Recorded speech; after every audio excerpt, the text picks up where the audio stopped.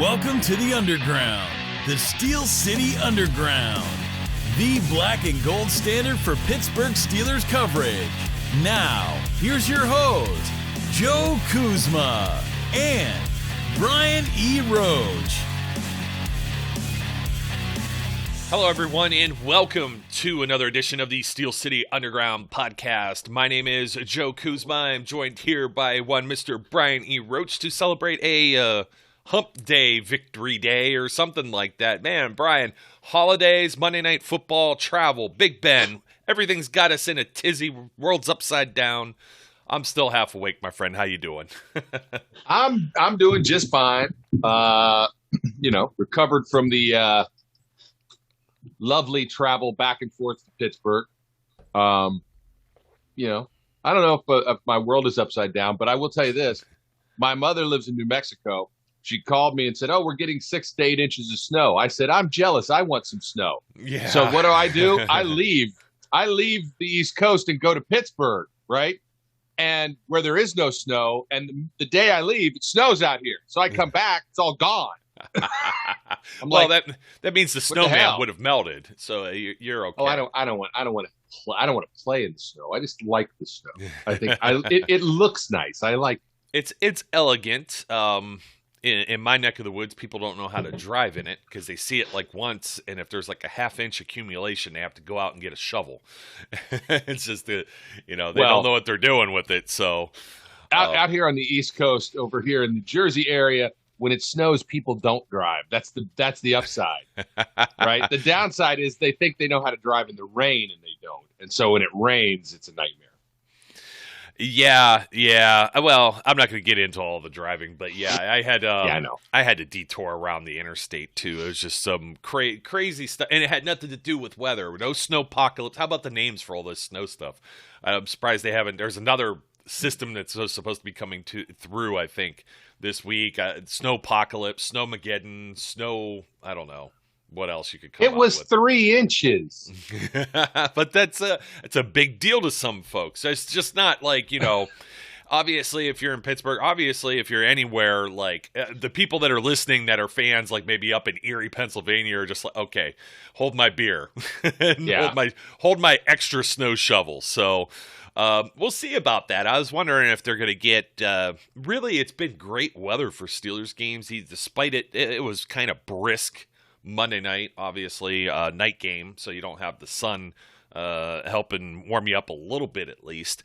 And we were all joking on Twitter. We were all like, I'm bringing this up for a very specific reason, people, okay? Because on the last show, me and Brian had said, hey, if you find us, come say hello or whatever. And I was thinking about this because the 2 shows ago, you had the balaclava on that I sent, and that's basically how I had 2 of them on for this game. We looked like ninjas. I looked like a nomad in the desert.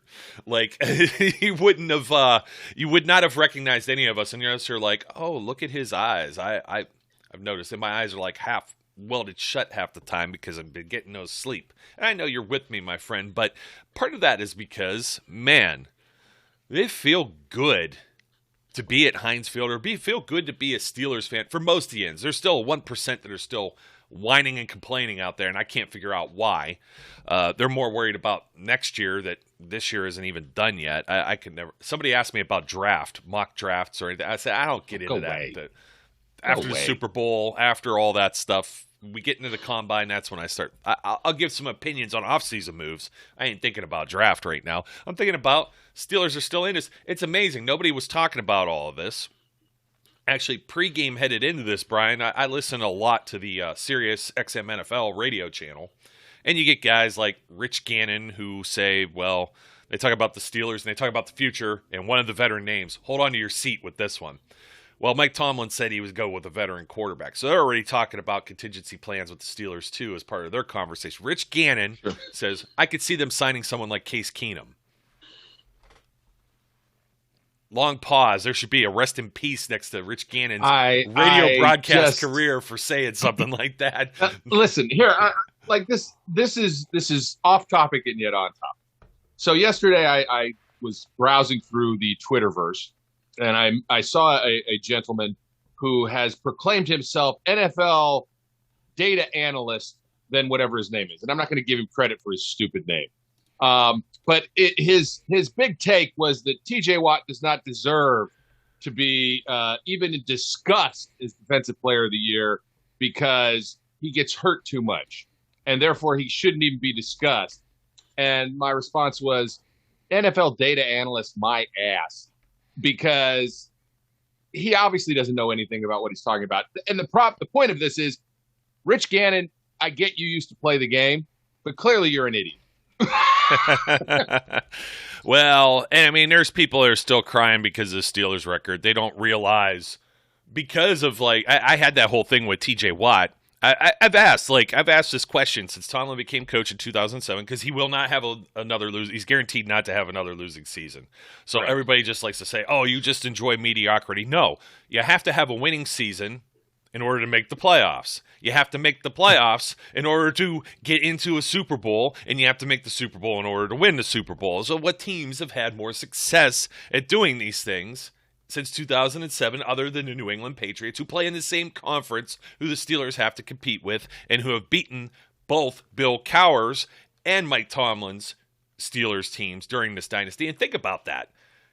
Also, I've mentioned this before with the Ravens. The Bengals have actually won some division titles during Mike Tomlin's tenure. The Ravens have won division titles. The Ravens have won a Super Bowl. The Ravens have appeared in AFC championship games within the same division, and Mike Tomlin still has that record, not beaten 15 years, man, 15 seasons.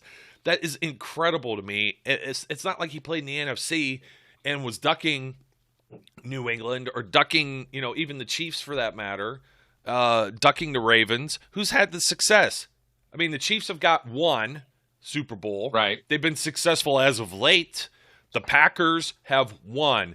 Oh, they've made the NFC Championship game. Is that enough to whet your appetite, folks? I don't mean to get on this Tomlin rant, but it's part of what happened here. Yeah, it's part of what happened with winning this game here, is that this is part of what it guarantees me. Plus, I went to look up the statistic on TJ Watt, and I had some yinzer already getting at me. So, anyways, the 17-game season, Brian, I brought this up. 2 games completely missed. Week 3 and Week 11 against Chargers. Did not play.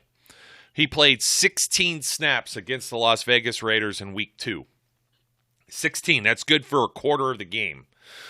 In Week 10 against the Lions, he played 33 snaps, 46%. So he probably maybe played into the third quarter.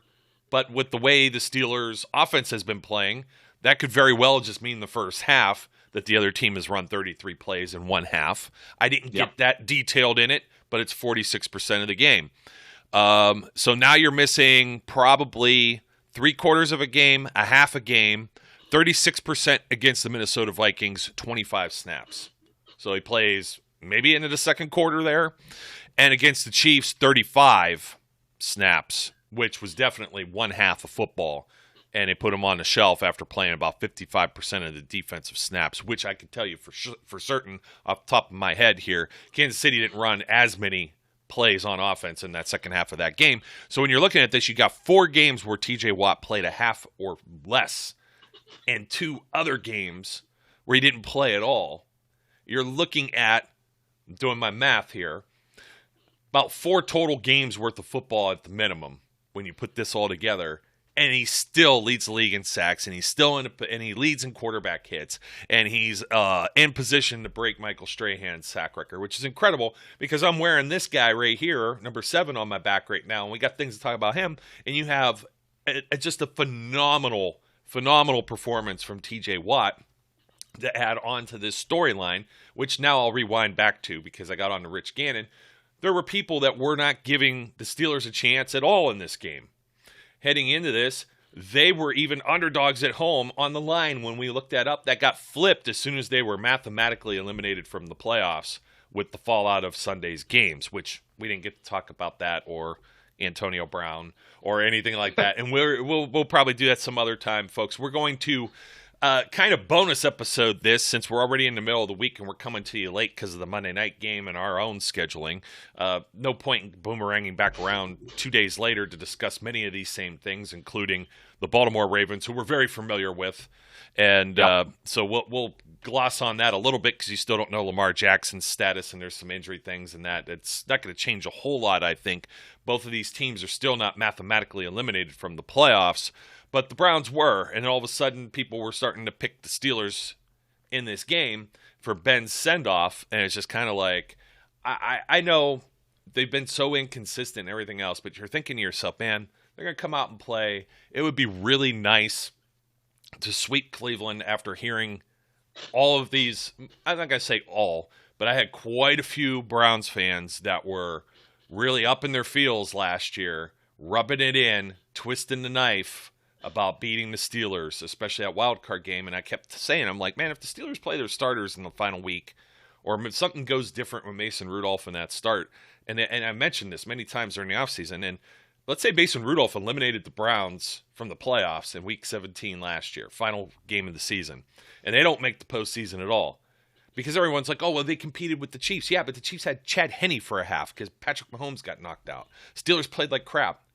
They won in Pittsburgh with no fans. Like, a lot different atmosphere when you go in and do this sort of game and have Ben send off and everything like that. And man, was it ever a send off? It was as sweet as ever. They sweep the Browns. They have a chance to sweep the Ravens within the same season, which seems unheard of, unthinkable, and everything else, considering everything else that has led to 8 wins at this point, which is, why everyone is kind of crying and complaining. They need some help to get in this thing. We'll talk about that, but that's why they're crying. But yet, you look at, is TJ Watt a difference maker here?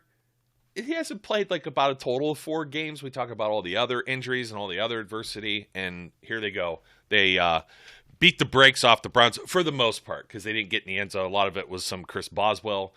Oh, Lord. 4 field goals. Yeah. Yeah, 4. I mean, look, if we all know the offense still has issues, had issues, continues to have issues. Did they play better in this game? Absolutely, they played better in this game than they have. Did they play great? No. Well, Najee maybe did, but we'll talk about that too. Not so much. No.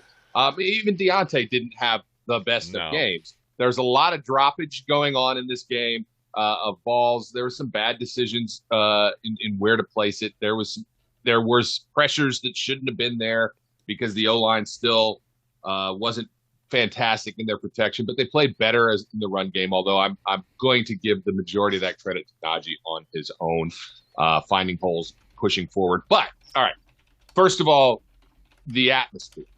Like, we could talk about it all you want. I mean, you've been going to games for a long time. I've been going to games for a long time. I've never been in that stadium, even in a playoff situation, where I felt that kind of atmosphere.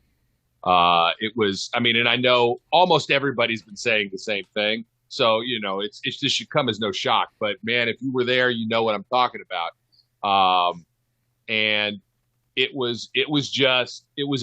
I'm like very glad that I went ahead, made the drive, got there, sat through the game, froze my tail feathers off, but was all well worth it. I mean, with a more than 75% of the people still there 30 minutes after the game. Oh yeah. It was like, I don't want to be soppy and sappy about this, but it was a love fest for a guy. It was exactly what we said in the pregame. The fans came out. They absolutely thanked him for the 18 years he has given them. It was clear Ben didn't want to let it all go. And was absorbing what he could from it so that he could remember it and hold on to it. You don't fault him for any of that. It's well-deserved, and it's rare that you ever get to send a player out like that. Don't think it's ever happened. I don't think it's ever happened with the Steelers. I mean, maybe last year the Saints had an inkling with Drew Brees, but I don't know if they even had quite the send-off. Ben was definitely mugging it for every photo op that was there. All the power to him. He deserves it. You know what deserves I mean? it. I'm not going to complain about it. Yeah. But that was fantastic. Did he blow the doors off? No, but he played the kind of game that, there was one play in there, didn't end up in a completion, but there was one play where Ben, is under pressure. He's scrambling around. He makes the throw. You think maybe it become something, but no, the ball gets dropped. But whatever. There were remnants of Ben being Ben in the game, right? I'm glad he got the touchdown pass early on in the game, and that was nice for him in his last game to be able to have that. Remember, he threw a touchdown pass in it. I'm more thrilled that they got the victory. There was a point in time where I said, "Where the hell has this defense been the entire season?" Because give some credit for the Browns giving up on running the football. The Steelers did a good job. They did a good job, other than the one play where Chubb, ran. I mean, man, in the stands, you just saw that play open up without even a question. It was like, wow, that's going to go for a while. But other than that play, they did the best and most consistent job of holding the running game in check that they've done, I think, this season. And I can't say they would have stayed with that and been consistent with it, but the Browns just stopped running the ball. Yeah, and you know what? That's going back to, it's not just as much as I want to dump on the Browns, I'm not going to do that because I don't want to hear it back if and when maybe the Steelers stink for several years or something like that. But they were the preseason paper champions, and it was annoying. And actually, we thought that they would finish better. We thought it was a 3-horse race. It ends up all 3 of these horses might be put in a stable. Yeah, and the one we didn't think was going to be anything, it just won the division with the man. Yeah. I felt the tide turning on that too. They've got some momentum going. The Cincinnati Bengals do, and that the Chiefs did not do their job, and that made it exponentially tougher for the Steelers to get in to this thing. So bad. Though my confidence level of counting on Cleveland, which, this happened a few seasons ago as well. You're watching them play, and it's like, well, it's down to 0 now because I doubt Baker even plays. And they may be better. They may be better if Baker doesn't play at this point. Well, holy crud! I had a problem with that, and I was rewatching the television broadcast too about talking about him playing injured and stuff like that. And it's like, does he give your team the best chance to win as an injured player? He's not quite Ben Roethlisberger. I mean, how much of a pass are you giving him? These are all the statements I made last year that are now coming this year because everyone had their eye on something else. They were distracted by the fact that Cleveland had made the playoffs for the first time in umpteen years. They were distracted by the fact that, Baker Mayfield, Myles Garrett, 2 number 1 overall picks, and everything's turning around, and then they do this, and they beat Pittsburgh, and everybody's Cinderella, and I'm just kind of sitting there. Everybody said called us crazy, Brian, and the professor as well, Zach Beckler, called us crazy in the preseason. Said this was a 13-win team. I heard that from some folks, and I don't care to go back to comments like I had to go back to a podcast from 2019 because somebody was talking about something we said there. This just happened yesterday, by the way, too. This is what I'm talking about with your New Year's resolution. No, it didn't happen. The other day. You just can't let it go, dude. You got to just chill. When people argue with you, just go, you're wrong, and I don't care. No, if you're going to pull up something from 2019 where I said, do the Steelers have the best secondary in the NFL now? Which at the time you can maybe argue after adding Minka Fitzpatrick, there was a comment that was like, ha, ha, ha, ha, ha, ha. And my response was, this show is from 2019, you moron. It wasn't even arguing with the Yinzer. It was just I don't even think they were a Yinzer. It was just putting someone in their place. And people are like, why does this get to you? No, it just comes off the brain here. So anyways, with Cleveland here, it was very satisfying. I believe it got picked up on TV, the Cleveland Sucks chant, which was as loud and as raucous as the Thank You Ben chants at the end as well. And it was very satisfying to partake in that. I will admit, yes, I don't always get caught up in that. I did not. I did not. Did you leave early? No, I didn't leave early. I stayed there the whole game. You were still. But I did not partake in the Cleveland Sucks chant, and I'll tell you why. Because I don't actually think they suck. I've said it all along. I think they have a team that's been getting better, but I didn't think they were going to win the division. But I will give them credit. I do think they got issues, and I've said since the day he was drafted, I don't think Baker Mayfield is your savior. So all that's true, but I don't think they suck. So I didn't chant Cleveland sucks. Now, when they started chanting Baker sucks, I was tempted. I was tempted to chant that. But let me just tell you, because I'm sitting next to a Browns fan. in the game. Oh, well, that makes it a little tougher, I think, to pile on them. The funny part was, as they started chanting Baker sucks, he said, tell me something I don't know. I was waiting for him to join in, like the scene in Step Brothers where they say Brennan has a mangina and then all the parents are joining in the crowd. That's what I was expecting to see or hear from you. But, yeah. I don't know what you're talking about. Oh, yeah, of course. Never mind. Everybody else that's cool and hip to it, they know what I'm talking about. I'm trying to get to Nick Chubb carrying the ball 4 times in the first half and why the hell the Cleveland Browns were doing that. And part of my thinking is what's that guy's name that's on Always Sunny in Philadelphia? He's in Pacific Rim and he has like all the chart with all the equations and graphics and things tied to it all over the place. That's the way my thinking is right now. I'm erratic. I haven't had enough coffee, but it all comes full circle to what I was trying to say is that the game that the Browns beat the Steelers in, Kevin Stefanski wasn't calling plays or even there as a head coach. And we heard so much about that because it's embarrassing. I'm not going to hide that. It's like, geez, the guy was over in the couch and you have Alex Van Pelt, who was with the Steelers for a hot minute.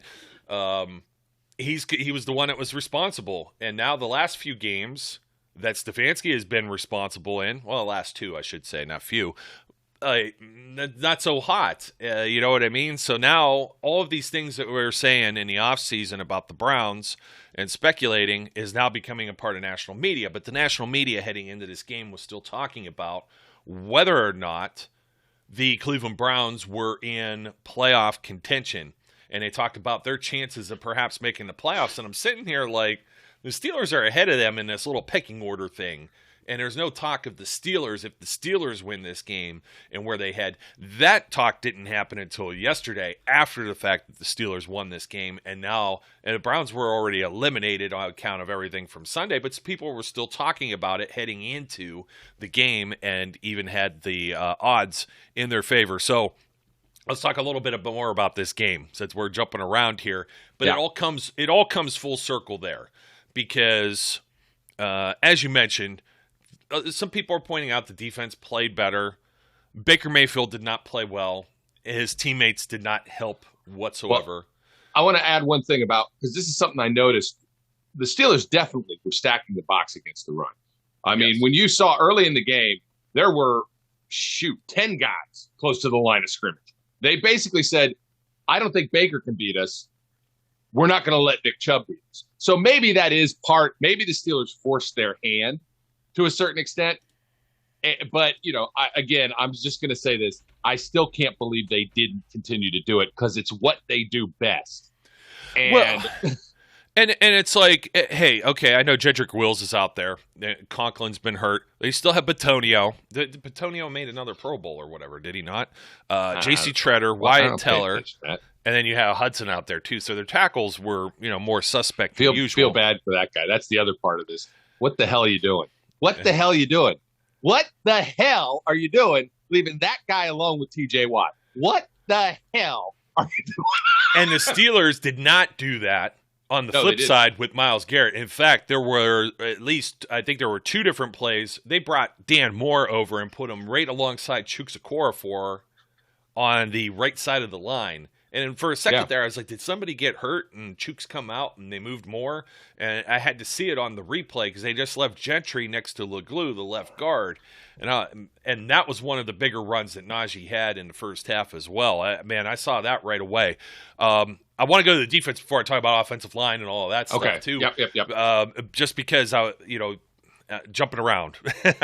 But yeah, maybe daring Baker Mayfield to throw it, knowing that he's got the bad shoulder and everything. I kind of questioned why he was. I guess if he practices that week and everything, you aren't mathematically eliminated. Are you going to have him play? And yeah, they've had Keenum play before during the season. So did the Steelers. They had Mason Rudolph. This is the one that's that stupid draw, and everybody talks about that too. I'll get to that later. Dede had some words on that about.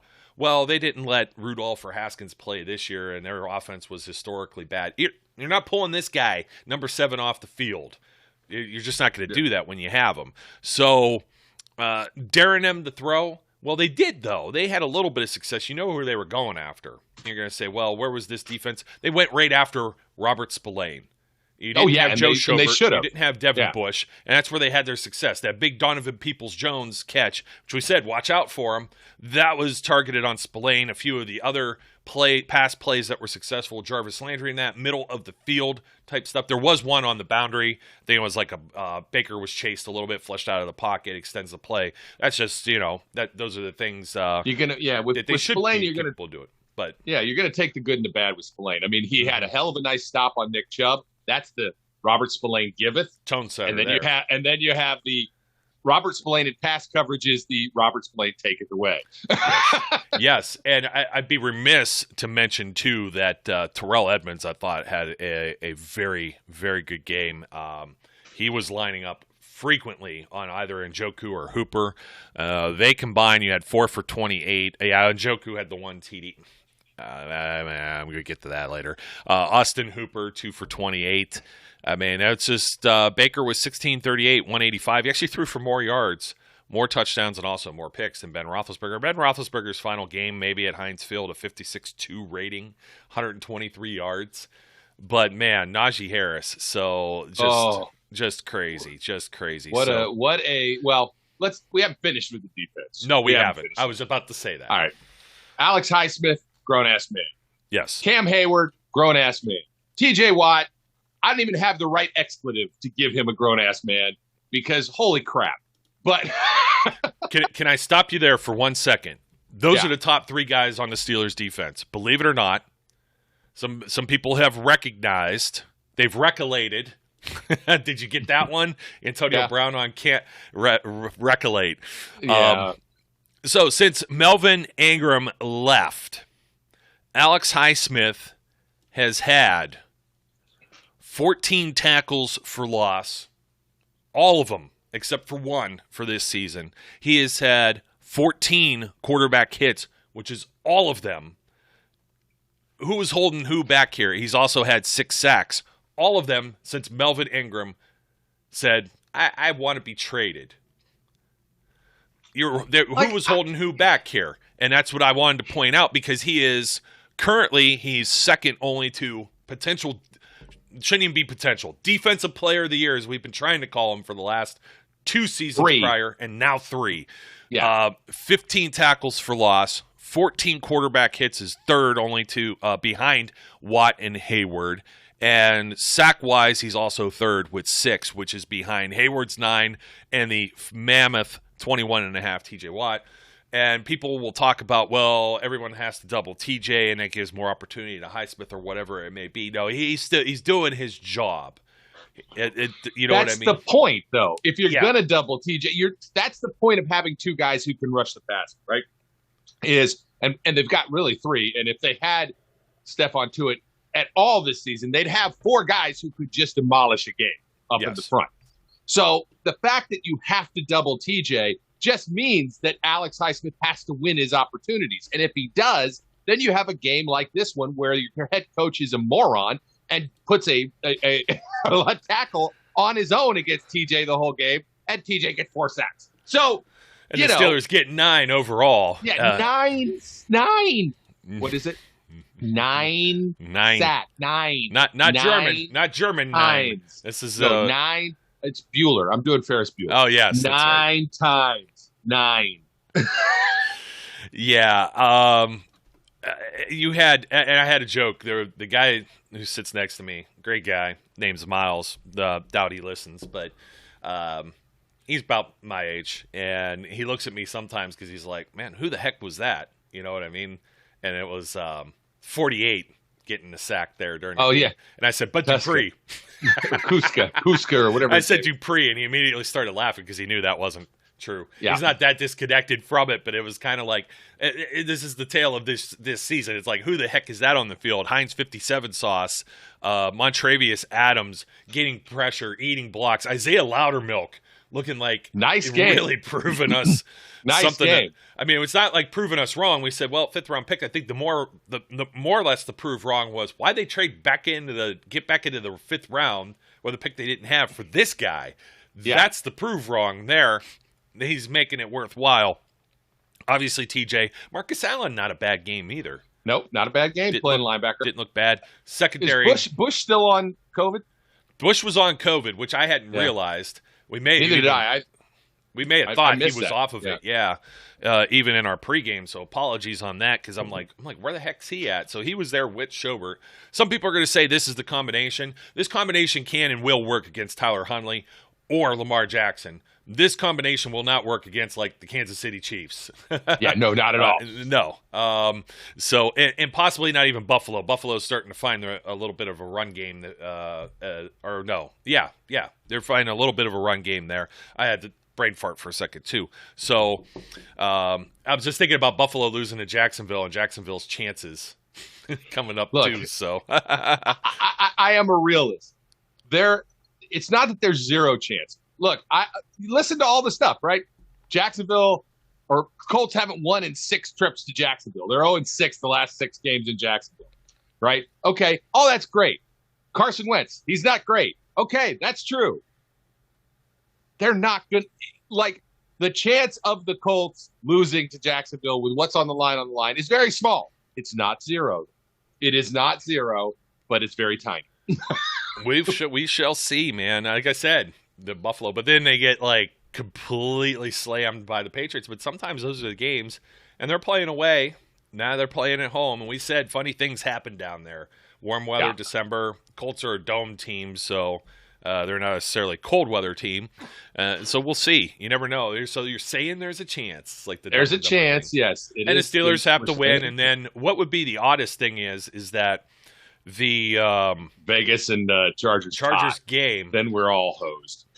And let me tell you, this has happened. This actually happened in the U.S. Youth Soccer National Championships. Good Lord, I don't even know. 10 years ago, maybe. There was a mistake in a game, and there was a protest of the referees. And yes, you could protest, but this was so egregious that they had to replay the game from the point of which manner happened or occurred, right? It was a misapplication of a rule that screwed the one team. Can we implement that kind of rule in the NFL, please, for refs? Please, can we do imagine that, like restarting a game from some point? Every game would be replayed 14 times. This is. I'm going to say this is rare. This is a very rare occurrence that something like this would happen and be replayed. And the reason I mention this is the result of the other semifinal game.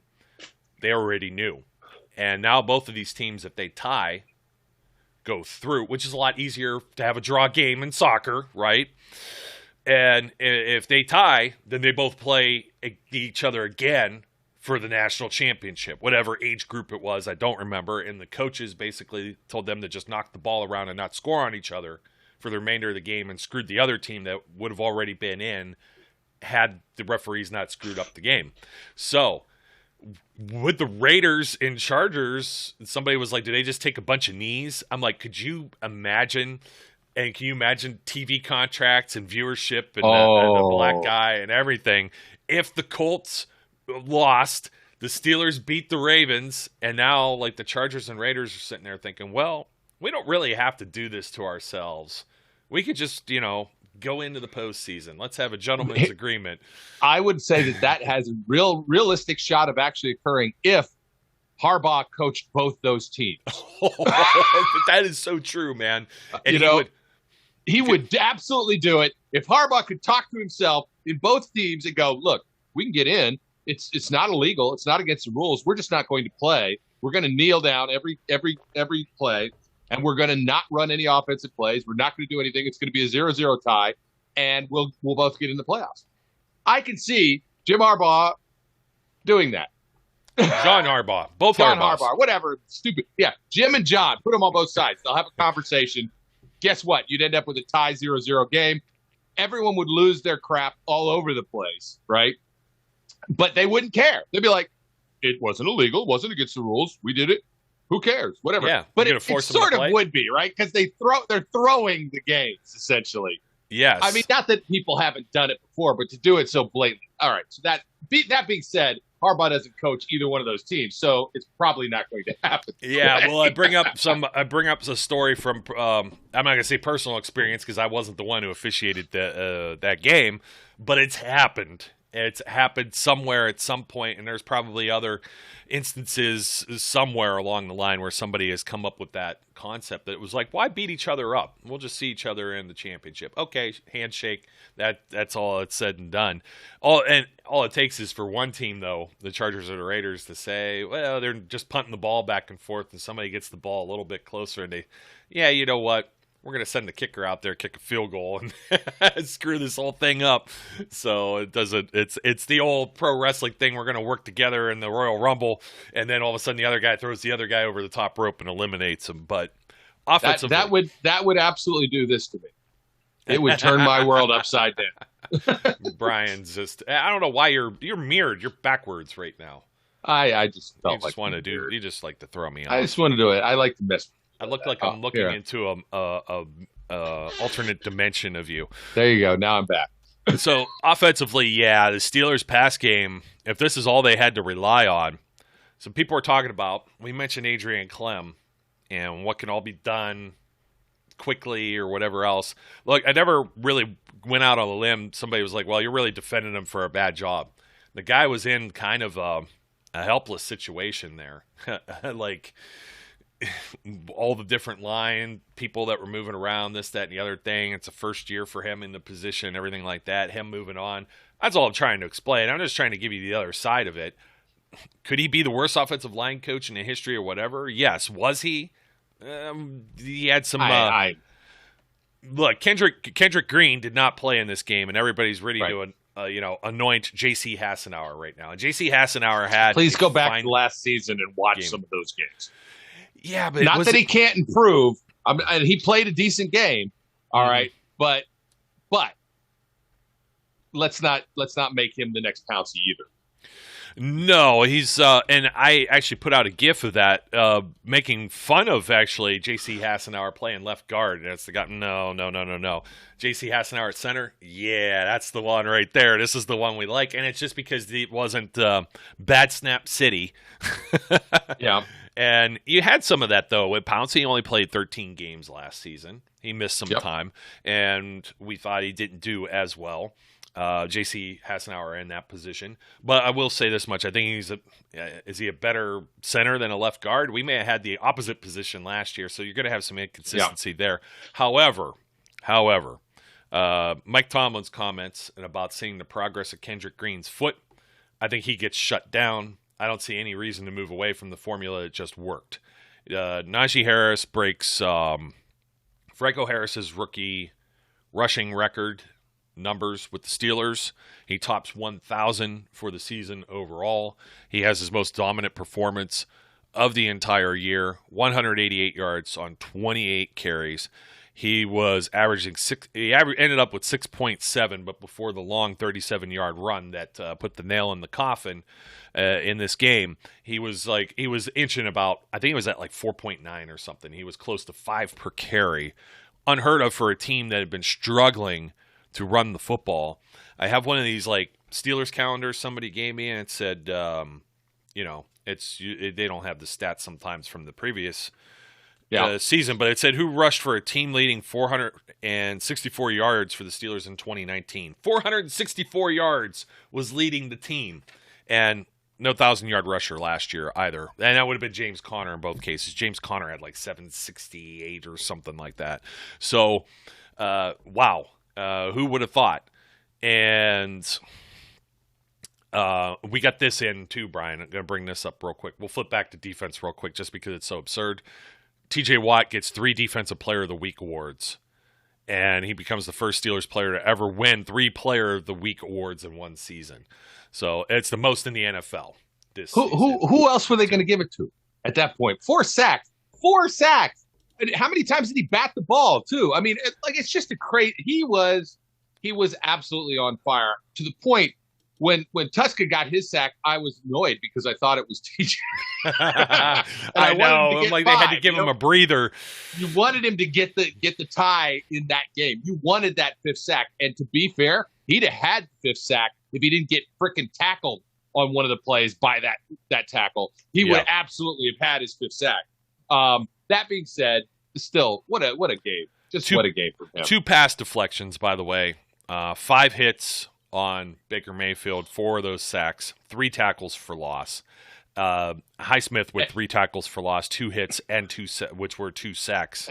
An NFL analyst guy calls him a one-trick pony. You know what? I think that's a satire account, actually. I was maybe it is, but I don't think so because it looks too serious, and he's too serious in what he says. But if it is, fine, you're funny, haha. Not. But if it's not, I have a new guy who I want to punch in the face. Which is fair. Who wouldn't want to punch him in the face? Stupid. Yeah. So John LeGlue, the 5th guard, playing again at left guard. And, they were able to get the push and get this done. And this was against Myles Garrett, Malik McDowell, Malik Jackson, Jadeveon Clowney, Owosu Koromora, Anthony Walker. Most of the main guys were in here. If anything, I thought the Steelers would have had more success passing the football because 2 of the safeties, Harrison and John Johnson III, were both out. Grant Delpit goes out for a little bit. MJ Stewart. Ward and Greedy both went out during the game. Yes. And and you still had Greg Newsome out there, but they were playing a little more with Greedy because Troy Hill wasn't out there. So I thought with missing the nickel corner and two of their safeties, one it's definitely a starter, the other that gets a little more playing time, might have been beneficial. And still, Ben only throws for 123. But MJ Stewart does get a honorable mention here because he shows up in Kyle Brandt's Good Morning Football angry runs. Najee got the scepter again. He is a 2-time, only guy who's got it twice, I think, this season, for the stiff arm, and that was the run that broke Franco Harris's record, I believe, by the way, as well. So look, I have to give credit for this because, that was a great stiff arm by Najee, but Nick Chubb's later was even better. And it was like, I'm sorry, Edmonds, man, that was bad. That wasn't Edmonds. That was Miles Killebrew. Oh, well, all right. Then I feel a little better because you bounced off the ground, dude. Well, he talked about that, and his logic, Kyle Brandt's logic of giving Najee the scepter was he's like 5-6 yards downfield, lined up Stewart in front of the Browns bench, went straight at him, and then threw him down. Oh, it was awesome. Yeah. Don't get me wrong. Whereas Chubb got next to nothing off of that run, too. And Killebrew was in the process of trying to make a tackle where Najee, he could have ran out of bounds. He lines him up, connect the dots, and just went right at him like a beeline. It's not to take anything away from Najee. I just have to give credit where credit's due. We all love good stiff arms, and even as you just going, ooh, that was embarrassing. It really was, and they rewinded it a few times, and Brandt's like, the whole Browns bench had to witness this. That's that'll raise the temperature of the game a little bit, so to speak, when it comes to some guys getting at. I'm surprised there weren't a few fights, to be honest. I think maybe just cold, tired, worn out, beat, defeated type thing. So, in part of talking about this Browns game and this lineup here was I stay with this against the Ravens because I think, like you say, you got to be built to beat the teams in your division first and foremost. Yeah. I think the same formula works for the most part. It would surprise me Devin Bush comes off this list, Joe Schobert comes off the list, and they're out there. Montravius Adams, Isaiah Loudermilk, maybe Wormley's finally back too. But they're missing some pieces. I was a little worried. One other one that's been missing, and I shut down for the year, I keep Corliss Waitman out there as the punter as well. Absolutely. Look, apparently having a big fat punter isn't a good thing. No, fat punter would not have done that little college. In college, these guys always run to the side and pooch it. Yeah. My goodness, was that something to see out of the back of the end zone. And look, he's kicked great. So, and they were talking about it in the after show, the post game.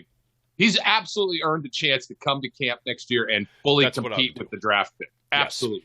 Yes. Yeah, and we're talking a 7th round pick that was 6 from the bottom. I know. Of the draft. It's a throwaway. That's why I said draft a punter because those picks are throwaways for the most part. As far as you go and secure the best guy instead of fighting over a free agent. I will always defend that pick. Colquitt on the other hand with the Browns Man, I thought maybe Presley came back in and was a Browns. Oh, he's like, I'm poor going to help the Presley. team this way. I'm going to help the team this way. I'm going to come back in and be the Browns punter and shank. That was one of the worst shanks I've seen all season. That was bad. And he nearly got tattooed on the first one. That the first punt, the Steelers didn't put anybody back. I know. I saw that. I was like, that's an interesting strategy. Familiarity with the opponent and or the player there, I believe. Yeah. That's kind of interesting.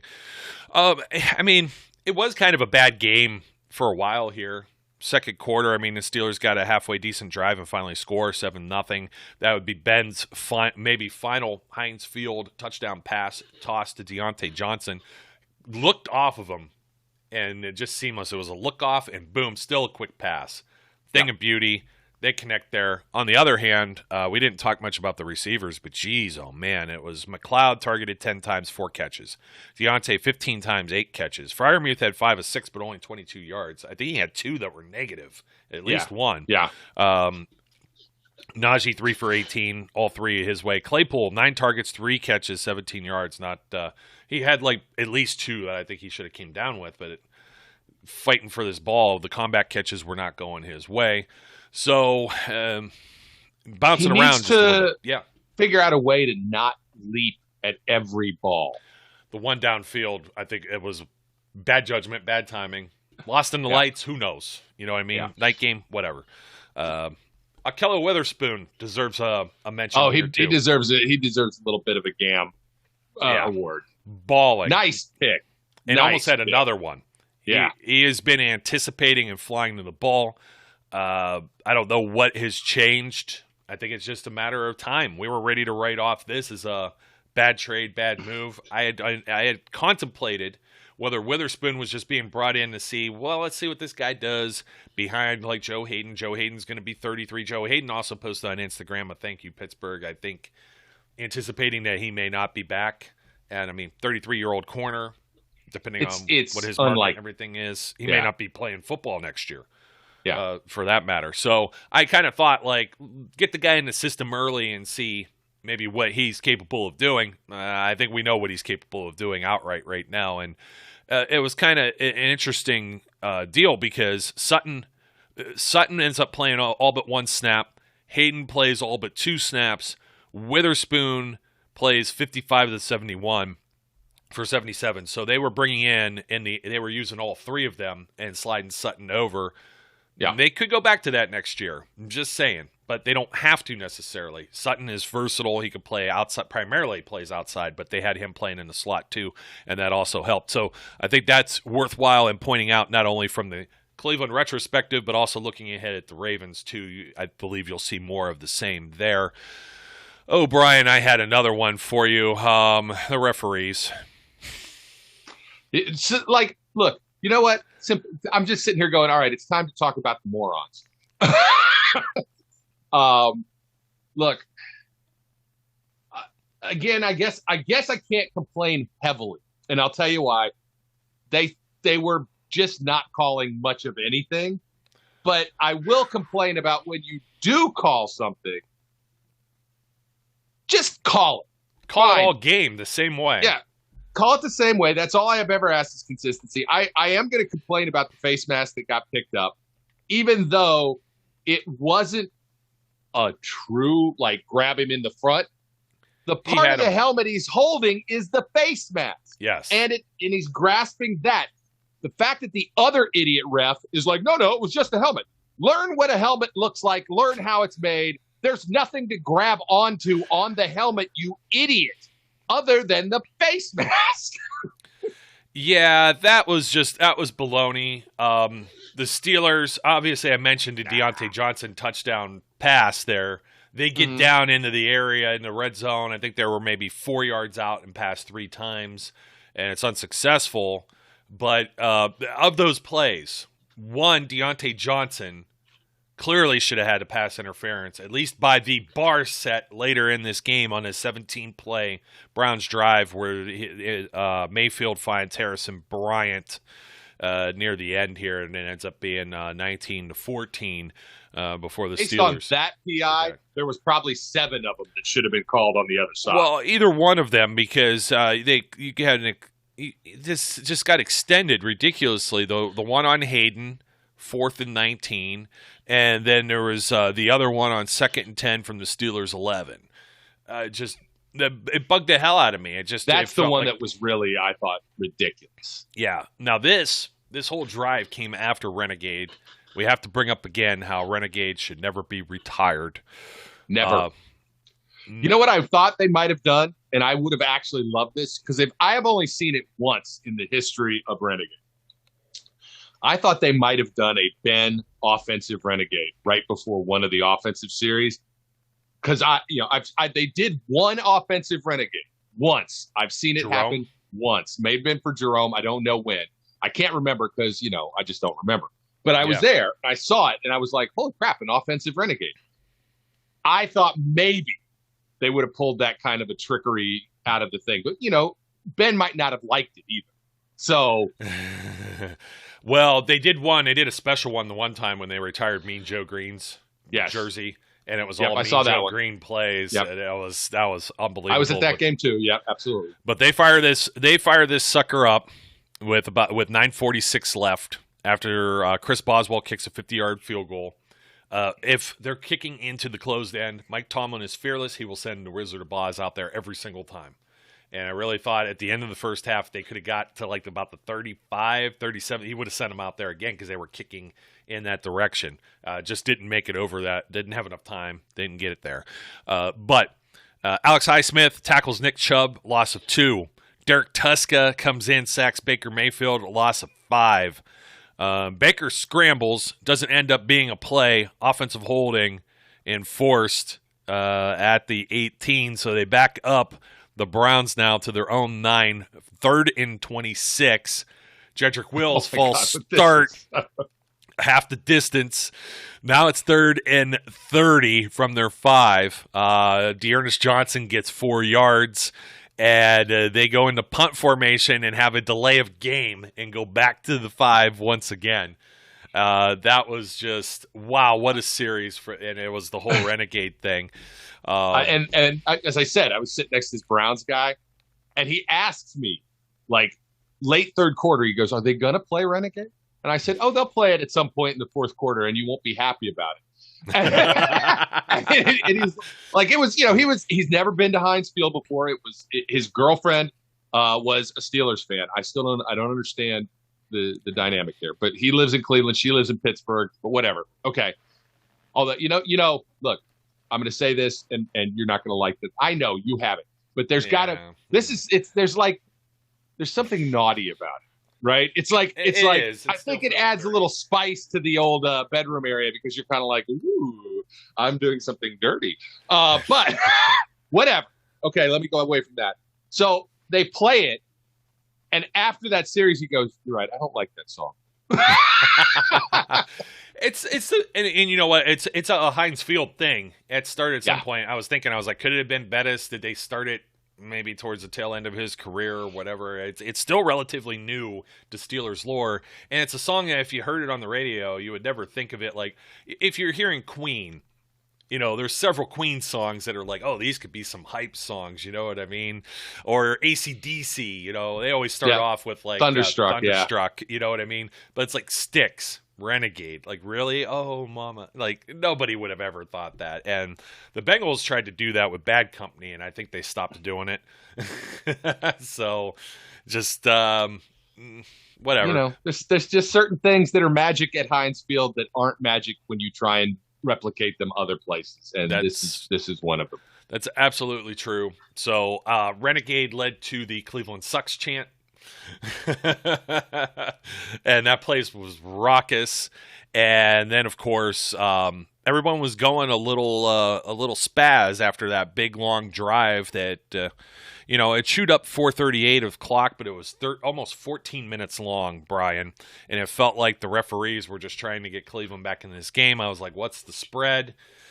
Maybe they're trying to see if Cleveland can get a field goal at the end here for some of the people who got money on this game.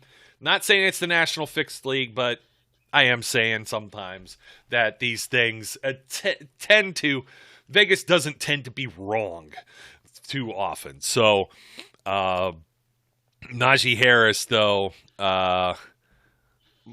they start to run the football. Steelers have the ball back, 109. Of course, Minka Fitzpatrick dives on the grenade, very well covered, and makes Cleveland burn the rest of their timeouts. 3rd and 2. And I guess there's a get what you can, I guess was what was told to Najee Harris. And it's funny because this says Najee up middle for 4 yards on 2nd and 6, but this was coming right tackle by Dan Moore, by Trey Turner. Was he still in at this point? I know he got banged up, but I don't know that he actually left the game. I don't remember him leaving. He did, though. Idea. Yeah, he actually did. He played 83, so I'm trying to think maybe they had Joe Haig in there. Yeah. He did get dinged at some point, but regardless, they were running off of Dan Moore's side there. And I looked over at my cousin and I said, man, he almost broke that. And let's give a little credit here. And I was going to go back to the Matt Canada thing too. They went after that play again. Somebody there recognized it. If you want to say the OC's a dummy and he didn't and it was Ben, whatever. Somebody said, run that one more time. And boom, 37 yards. That brings me back to the red zone trip with the 3 passes. Not only the pass interference, Ben, body language tells me he checked out of that one. He checked out for the pass, and he was like, oh, I should have just ran it. And that was identified by somebody else post-game, maybe Charlie Batch or somebody like that too. But, hey, it's satisfying. We mentioned it at the top of this. I think people were probably wondering from us being there, wow, thank you, Ben, up on the scoreboard. Ben not leaving the field. Does a little victory lap in front of the expensive PNC Champions Club seats for everyone that's hanging out there and gives some high fives. This is the only criticism I'm going to give him. Like, because they even said it. Oh, take your victory lap. And they said it on the broadcast, and I was thinking it as I'm in the stands, and my wife even said it. Like, well, isn't he going to go all the way around now? Doesn't he have to? Because everybody else is coming down, and they're going to be like, what the hell? But, of course, he didn't. He just went to the corner and then went back. Look, he can do whatever he wants. But, yeah, that was like, come on, Ben. If you're going to do the victory lap, do the whole lap, dude. I think somebody said he had, like, family or somebody sitting maybe there. They did. Yeah, his family was over at the thing. But you could still go all the way around and get there. Unless, I guess you don't want to get your kids out in the cold for too long. And it wasn't long after he went over there. Like, I'm trying to remember the exact procession, right? He goes over, he goes down the Champions Club side, he waves to the other side of the stadium, and then he goes back. Then he goes back to the bench, sits. Then he comes back over to where the family is, because when the kids come out and hug him, his wife comes out and hug him. I guess other family members, I assume they're family members, because there's a whole bunch of other women who were hugging him. And then, and maybe he's just like, I'll hug anybody, I don't care. Yeah, he's working on his mayor of Pittsburgh campaign. Yeah, and then he goes out and that's it. He could have gone all the way around. I'm just saying. Not that I'm complaining, because I'm up in 500s, so I don't care. Right? It's not like I'm getting the high five unless his arm is Stretch Armstrong. Oh yeah, well I'm in the 100s, but I'm on the opposite corner and I'm like 20 rows up, so it's like I'm not even going to get down there because the opportunists are already there and the other people haven't left.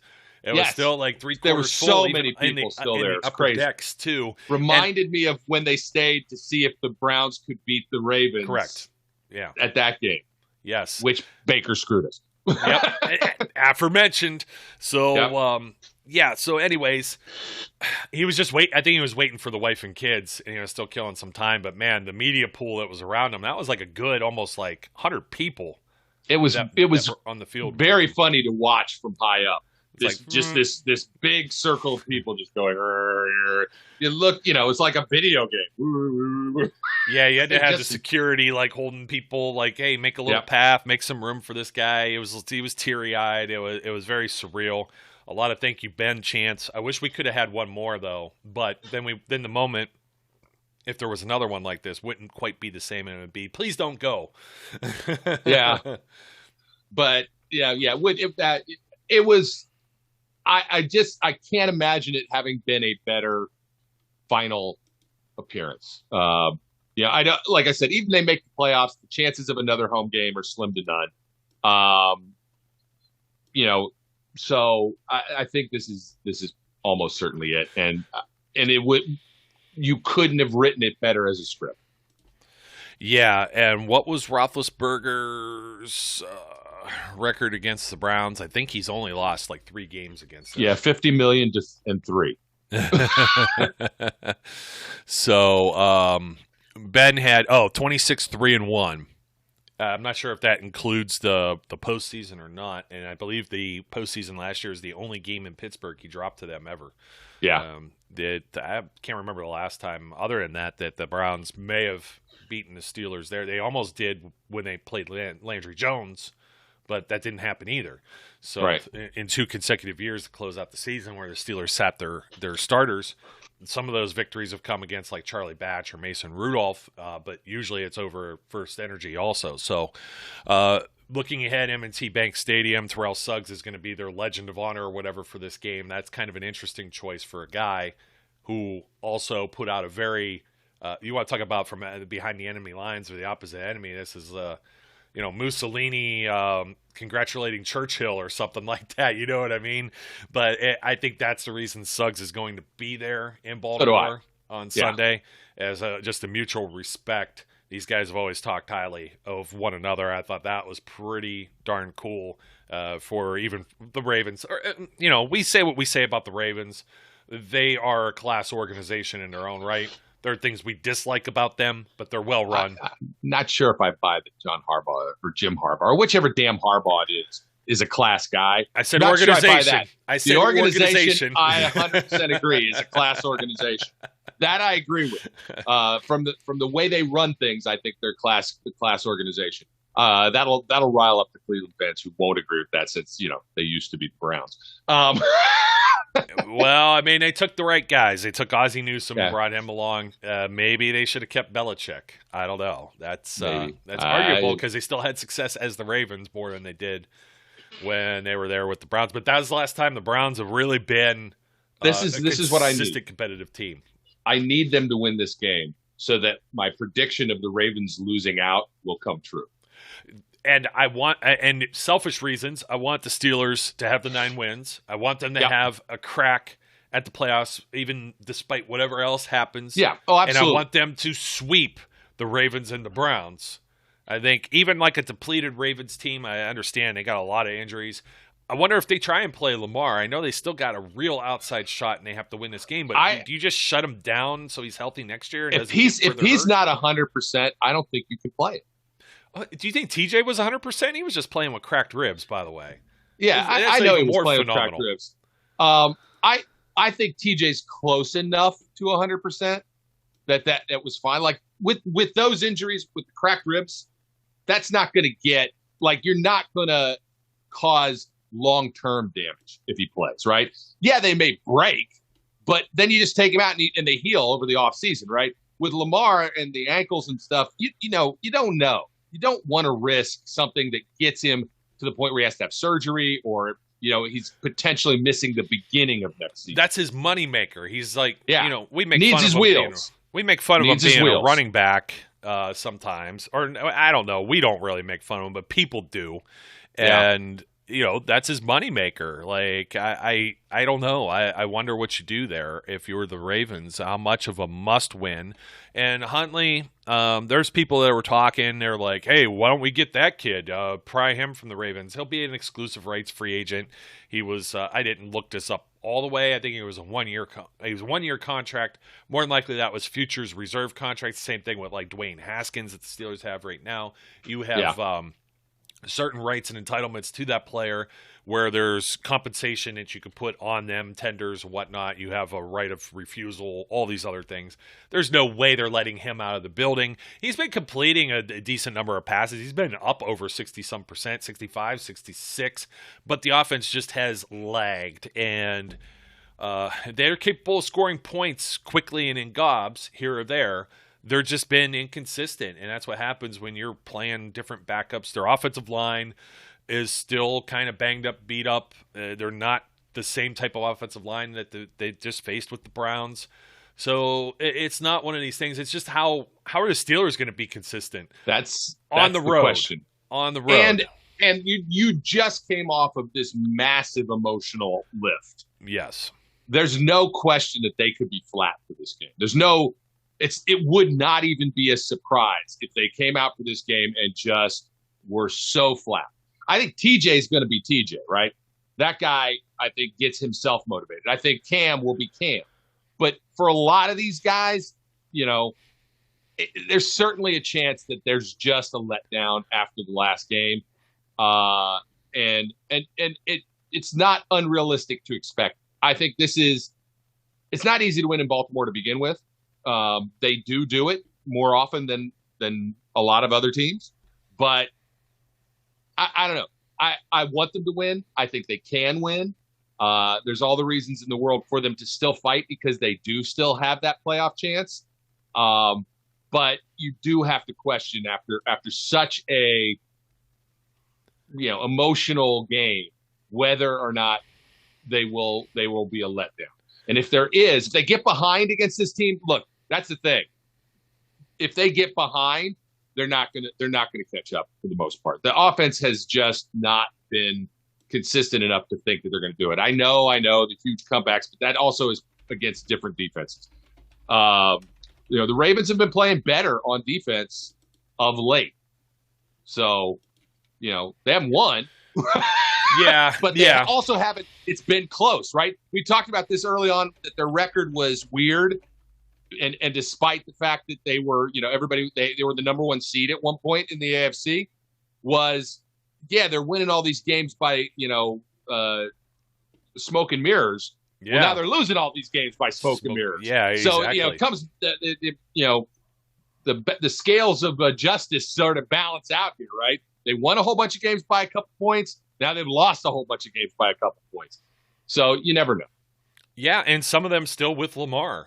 In Pittsburgh, going for 2. I mean, wouldn't it be awesome if they did the same thing? It came down to a 1-point game. They went for 2 and didn't get it, and they ended up losing the last game. No, it would not be awesome because I don't know that my cardiac condition can handle any more tight games this season. At least this Browns one was. It was one even through the first quarter. You're still like, oh man, like do something, like please. I don't want this to come down to the wire. And then when the refs were throwing the Yankees everywhere near the end, I'm just like, come on, that was so ridiculous, just so ridiculous. But the Ravens. It warmed the cockles of my heart, by the way, that my section that I was sitting in at one point started the refs suck chant. Ooh. Did you lead that? Did you get that one going? I'm not. I refuse to take credit. I will neither confirm nor deny that I may have instigated that. Steelers always play the Ravens tight. This was the 20-19 game, and this was Lamar Jackson. He got sacked 7 times in that one. So I'm looking for a lot of the same here.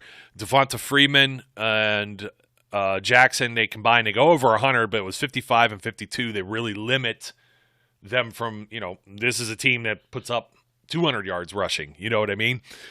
Ben was sharp. It was at home. 21 of 31, 236, 2 touchdowns, no picks, took 1 sack, 111.8 quarterback rating. The Ravens are the inverse of the Steelers defense. Steelers defense terrible against the run, and Ravens are terrible against the pass. Steelers were terrible at running the ball. Ravens are good at stopping the ball or stopping the run game. Ravens are a run team. I mean, it's let's see what ends up happening here. Let's see if we have a little bit of the same. But again, if they have everyone healthy, Brian, the 5 linebackers type deal that that's were the doing key to me. Lamar Jackson spying him. If we have to depend on Robert Spillane covering Mark Andrews, we're in trouble. But it'll be Terrell Edmonds, and I'm going to almost say straight up, it'll be man. Yeah. That's what they were doing. Should be. He's been playing. It should man. be. He's been playing a lot of man coverage. Here or there, when they I did enjoy Witherspoon talking about that in his post game, where he basically said it's clear he wants to play man. Yeah. So it was nice. That was nice. And those guys can. Hayden can play man. Sutton can play man. So we'll see. We'll see if they man up when they end up going into zones. That was one of the areas where Mayfield had success. So You can't leave these little creases open for who is an inexperienced, undrafted quarterback. Has he been doing fine? I think he fits their system. And Tyler Huntley. So we shall see, my friend. There's not much more I could speculate on this. There's not much more I could add to what we've already seen. But the Ravens have dropped 5 in a row now. And again, another 1 point loss there. But they got whooped by the Cincinnati Bengals. Now this is their second game in a row. They're finishing out at home with their last 2 games. We'll see how that ends up turning out. Huntley, we'll see if he makes some mistakes. I say look at Edmonds on Andrews. They still have other tight ends, so you got to be wary of that. Spillane, as you mentioned. We'll see if some of the other guys are healthy and back. And they've got all kinds of different – they got Freeman running the ball. They got Latavius Murray. They got all kind of different guys here. Let's see if the Steelers can have the same success they did so earlier in the year. And that was still in the middle here of not doing so hot against everyone else. They had already played the Bears, the Lions, the Chargers, the Bengals, and then they follow up with the Vikings right after that. So never say never. It's all over the place with this. It seems like the Steelers have been win-loss, win-loss, win to be determined. And we shall see. And then the rest is in the hands of the football gods and Trevor Lawrence. Yes. I don't know how I root for Trevor Lawrence. I just don't. I understand he's no longer at Clemson, but I don't know how I do. I'm sorry, Professor. I know you're a Clemson boy, but no, I can't deal with it. You know, the one thing that's in Jacksonville's favor is not having Urban Meyer there. Look, he definitely screwed the pooch on that gig. I don't know, dude. Whatever. Your migraines causing you migraines. I don't know, man. You messed that situation up big time. And I never thought he would be a good NFL coach, to be quite honest. I just never thought his rah-rah kind of, let me deal with college player kind of stuff was going to work at a pro level. Apparently it didn't. No. And he had this really bad obsession with not playing James Robinson, who was a fine running back who is now hurt and probably not and I think he's done for the shutdown for the year too. So Jacksonville dealing with their own injury problems. But again, never say never, man. We'll see. And let's add one more factor to this. You still have the COVID thing floating around the NFL. You don't know what players may end up on this list later in the week, and then all of a sudden. True. Now changes the landscape of everything. Yeah, it really does. So like Jonathan Taylor running all over everyone. What if he ends up on the list? You know what I mean? Or something. Maybe he has before. I haven't paid that close of attention, but it's just something to keep in the back of your mind that, it's the same thing with the Steelers. You got the good vibes and all that momentum goes. The game before with Kansas City is like, oh, here we go again, and you just can't do anything right. And those things, and you saw that happen with the Browns as well with this one too. It's just the ebbs and flows. So to help close us out, yes, for those 2 and 1%ers who are still here, we did get a couple submissions for more than a couple. I've got a bunch. I've only seen one. Oh, well, it's not true. I've seen 2. I've seen the one video, which I retweeted and said, "Here is how easy it is." That's the only video I've seen. And the only reason I'm putting a caveat on this is that I said you have to do a video. So that guy in the UK did a video. Look, I'll be happy to send you the helmet in the UK if you're the only guy that does the rules right. But I'm just telling you, somebody in the United States saved me from paying the shipping costs to send it to the UK, okay? Well, wait. We did have someone, and I think they're still even hanging around. I think they're still one of our 2%ers, even if they're not a Steelers fan. Yeah, our Cleveland Browns guy. But did he do a video? There's a Dropbox. See, I've been harvesting these. I've harvested some of these for you since they're all, going to my emails and stuff. Yeah, right. So I got a lot of stuff to forward your direction. But even more so than what you're aware of, since we haven't been, this is like, believe it or not, we haven't been able to talk since we went to the game, you and I. Yeah. So, and we don't. You know why? Because then we leave out all the good stuff that you guys get to see captured raw format. But yes, our resident Browns troll, elf, whatever he may be. It's not We fair got to your call him a submission troll. too. Yeah, but you know what? People are going to be like, why would you give it to a Browns fan? He did admit that and he called him his old man, so I think it's fair. I think I can call him the old man too, is a Steelers fan. Yeah, and it's like, okay. I do. So, I'm just telling you, I do have to question some of the parenting skills, though. What the hell happened there? Pops, come on, man. What happened here? I'm sure it's a huge disappointment. Maybe it was rebellious teenagers, whatever it might be. Well, that's how I became a Steelers fan, right? I told you I was 6 years old. My dad said, I'm rooting for that guy. And I went, well, I'm rooting for them. I had a very, almost a similar upbringing. I had an aunt who's a hardcore Steelers fan, and you're coming right out of the dynasty of the 70s, when I'm born. And then my uncle, who's a father figure to me, and this is a good story to close out, he's the one that's a hardcore Browns fan. And we had that talk during the holidays he said, Baker's not the guy. He was one of the guys I had that talk with. But he tried so hard to get me to be a Browns fan. I do have something collectible packed away. It was one of these old bobbleheads. And it's a Cleveland Browns, it looks like a little boy bobblehead. And that thing's worth a mint. So it ain't going anywhere. It's like somebody could say, rah, blah, and yell. But they tried. They tried as they might. But I did not go to the dark side. So Good. I had some other good upbringing. Brian, thanks for joining me, man. We've been going long. We said it'd be a little bonus because it just doesn't make sense to come back around Friday morning and say, well, Lamar might play or not or whatever it might be. I don't think it's that big of a deal. Well, let's just say, yeah.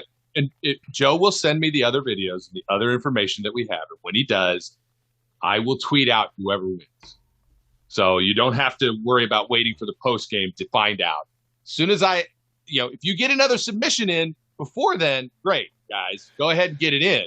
But see, Brian's counting on me to send all this stuff to him in the next few days, and I'm just lazy, I am counting on that, but that may not happen. In which case, I can just give you crap about it later.